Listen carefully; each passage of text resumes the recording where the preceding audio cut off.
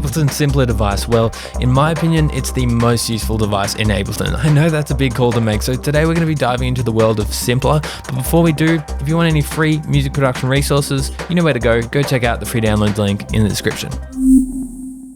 So I thought today would be fun if instead of just pointing out all the functions of Simpler, actually going through and making a track live with Simpler and the different uses of Simpler and explaining the process as I go. This track is kind of like half pre-prepared for the sake of time. We're going to be diving into a whole bunch of different things, chopping up vocals and whatnot, so stick around, it's going to be a lot of fun. So first of all, as you can see over here, the Simpler is found in the instruments section of Ableton. You can also hit this drop down arrow and there's a whole bunch of presets which have preloaded samples in them. And this is a great way of experimenting with Simpler yourself. So start off here if you haven't already. But the first thing is loading in a sample. In fact, I don't even have to load up a Simpler device. I can just go grab a sample that I want. Let's say I've got this kick drum here. I'm just going to drag it onto the MIDI track and it just automatically makes a Simpler for me. How good is that? I'm just going to quickly move through the drums because I want to get onto some other things. So we have this clap here. I've just selected into one-shot mode and I'm actually just going to drag this flag from the right-hand side. This is the end point. And you'll see that over here, when you select from classic to one-shot mode, you'll see that there's an ADSR envelope here. We're going to talk about that later on. And when you're in one-shot mode, we have these really handy controls for drums. So like fade in, fade out, transposition, and some velocity stuff. I'm just going to drag up the fade out time and then listen around and see how much I want to shorten this clap because this clap is a little bit long for me.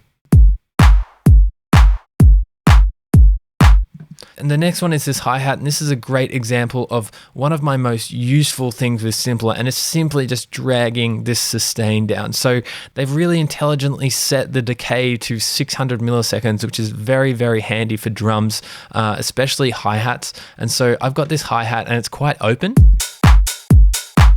And I want to just shorten it a bit. So I'm just going to go in here and just drag the sustain down.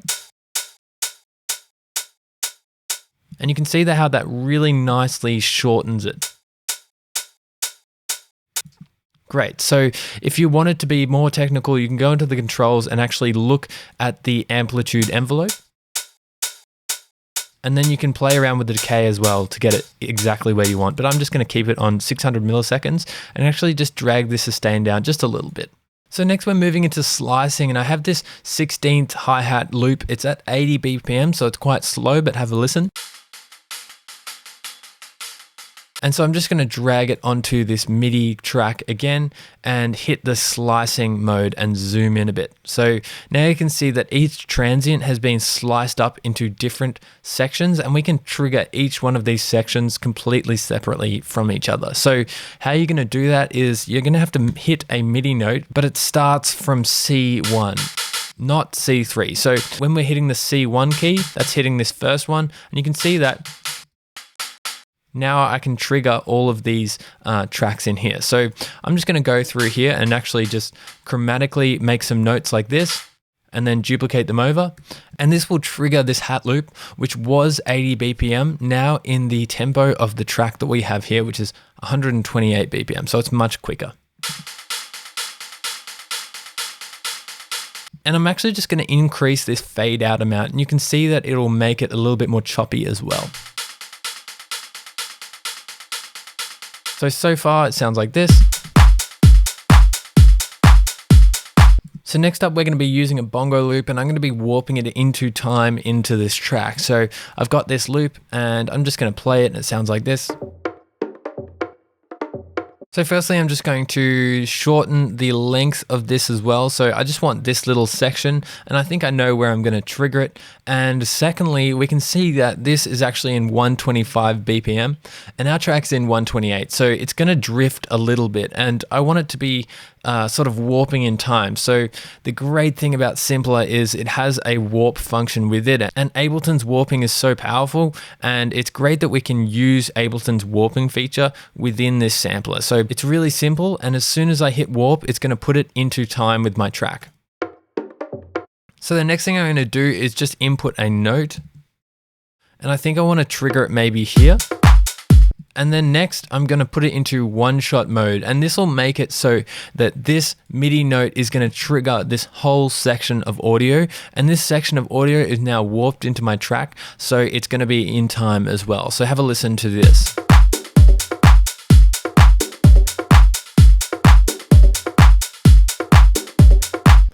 Next thing I'm going to do is actually take advantage of these warping modes, and I'm going to go over to the beats warping mode, and I'm going to change this mode to the forward directional arrow and then pull down this envelope amount.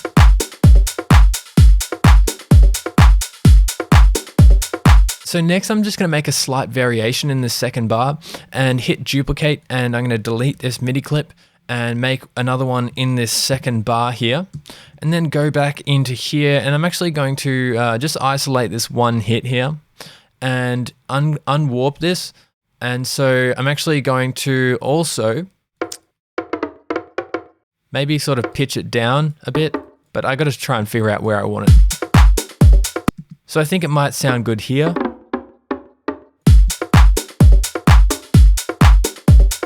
Let's just make it a little bit shorter as well.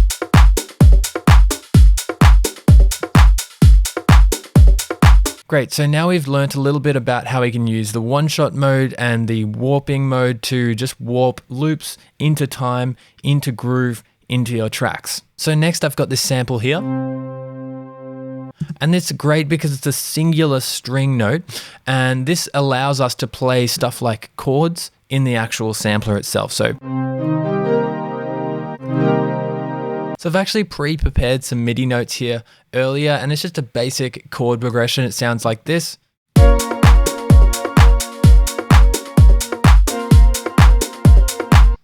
And we're going to use this as a building block and start to do some stuff in the sampler. So the first thing I want to address is there's a note here that is actually really long, and if I was to play this out, it would get to the end of this sample and stop. So what I actually want to do is loop this sample and loop just a section of the sample that sounds nice. So once I hit loop, now I can actually decrease this loop time and this loop length and just find a little section in here that I think is going to loop nicely.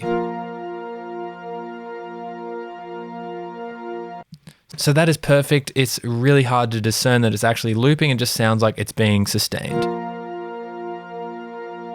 So in this case, it's actually a really good loop, but you can also add fade here as well if needed be. So this is where the ADSR envelope comes into play. I can add some attack here and it becomes more like a really slow pad. I could pull back the sustain and make it more like a stab. I could actually add some release if I wanted as well. We can also go into the controls section and warp it around, transpose it up if need be, or detune it up and down if it's slightly out. I actually want to use this LFO and filter here as well. So we have this filter here. We've got a few different modes that we can use. We also have some resonance that we can boost. We even have an envelope here as well. I just want to talk a little bit about this LFO because this LFO is so good. I love the way it's set up because we have these 4 simple functions here, and these 4 simple functions can make a huge difference. In this case, our strings, they sound a little bit stale. I want a little bit more movement in there. So what I'm going to do is actually just assign this to the volume, and you'll hear it start to modulate.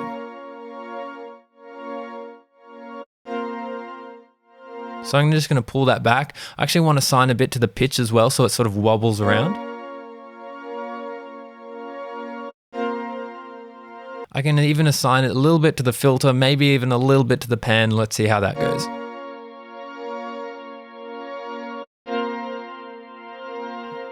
Super easy to do, very simple, hence the name, and super effective as well. Alright, so I've just duplicated these chords and I want to show you how you can use Simpler to change and mangle audio into something completely different. So I want to attempt at least to make a bass line out of this synth. This is a fun sort of experimental thing to do. It doesn't always work, but I tried this out before and it did seem to work well. So let's have a look and see if I can replicate what I did at least. I'm going to actually pull it into this bass group, which just has a LFO tool on it, which is going to make it sidechain to the kick. First things first, I'm going to pull down and try and get the right register for this note. So let's put it down a few octaves. And I need to turn this LFO off. I need to turn this chorus off. That sounds a bit better. I'm actually going to put this start marker just in the middle of this waveform here so it doesn't have a fade in.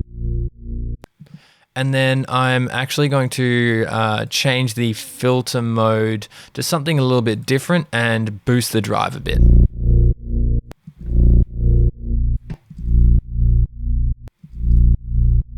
That sounds nice and thick to me. So let's just make a quick rhythm here.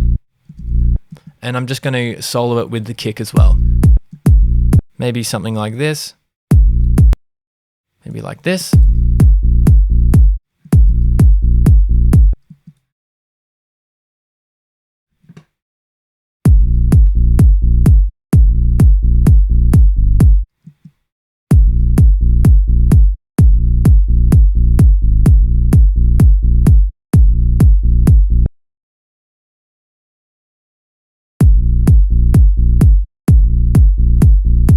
And I've just colored it to be orange as well. And so now it's as simple as that. We've turned this string into a bass line.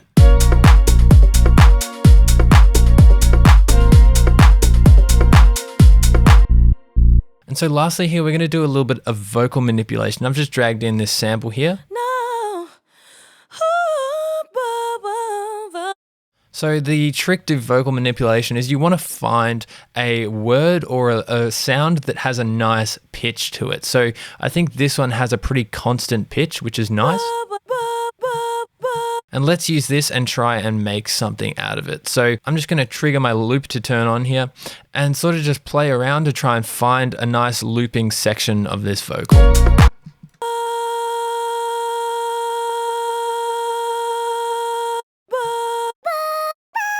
So remember, this thing is polyphonic, and this voices is how many notes you can play at once. So if I'm set to 6, I can play 6 notes at once. And again, this is where the ADSR envelope comes in. So I can put a bit of attack on this if I wanted. Or I could even put some release on it. And so what I'm going to do is hit the warp function and actually warp this into Complex Pro. And what this will do is it'll just make it a little bit smoother when I play up. So it's a little bit less chipmunk-like. And let's just play in a little melody into this track that we have going so far.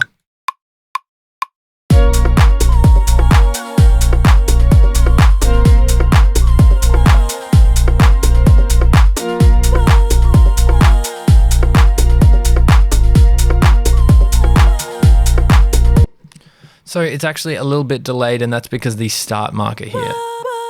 But if I bring it forward, it has a sort of weird sound to it.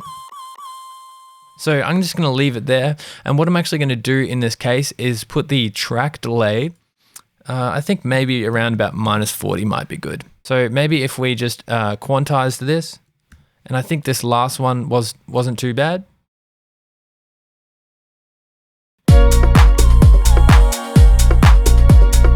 Maybe I could take this note out here, just for a little bit of variation, bit of reverb as well.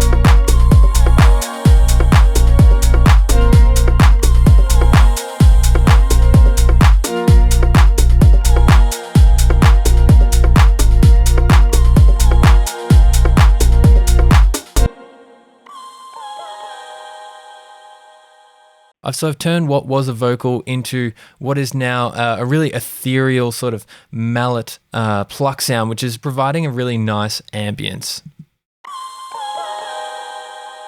So I really like this device. It's super handy. I love the interface. It's very easily understandable and well set out. But if we want more controls, we can right click and turn this into a sampler device. And here we have a whole bunch more options that we can dive into. If you want to learn more about the extra controls in Sampler, we have another video in our YouTube channel that dives into that, so check that one out. So that's it for today. Thanks for sticking to the end. Hopefully you've learned something about the power of Simpler.